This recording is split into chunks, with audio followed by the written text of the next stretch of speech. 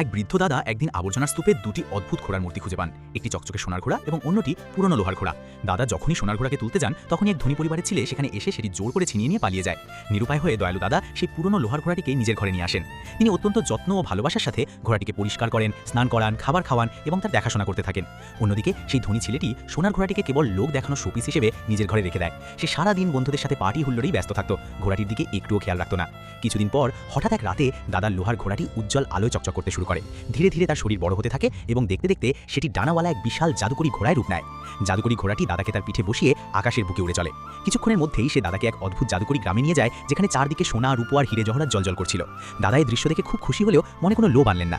তিনি সেখান থেকে কেবল সামান্য কিছু হিরে ও অল্প কিছু সোনা সঙ্গে নেন এবং পৃথিবীতে ফেরার পর দাদা সেই ধন সম্পদ দিয়ে গরিব মানুষদের খাওয়ান, অভাবীদের সাহায্য করেন এবং অর্থ দান করেন। দাদার এই সততা ও দয়া দেখে সবাই তার প্রশংসা করতে শুরু করে। এদিকে কিছুদিন পর ধনী ছেলেটির সোনার ঘোড়াটিও হঠাৎ উজ্জ্বল আলোয় জ্বলে ওঠে এবং সেটিও একটা বিশাল জাদুকরি ঘোড়ায় পরিণত হয়। সোনার ঘোড়াটি সেই ছেলেটিকেও ঠিক একই জাদুকরি গ্রামে নিয়ে যায়, কিন্তু সেখানে পৌঁছানো মাত্রই ছেলেটির চোখ লোভে চকচক করে ওঠে। সে তাড়াহুড়ো করে সোনার বাক্স, হীরের বাক্স এবং রূপোর গুপ্তধন ঘোড়াটির পিঠে বোঝাই করতে শুরু করে। ঘোড়াটি চুপচাপ তার এই লোভ দেখছিল এবং ছেলেটির এমন আচরণ তার মোটেও পছন্দ হয়নি।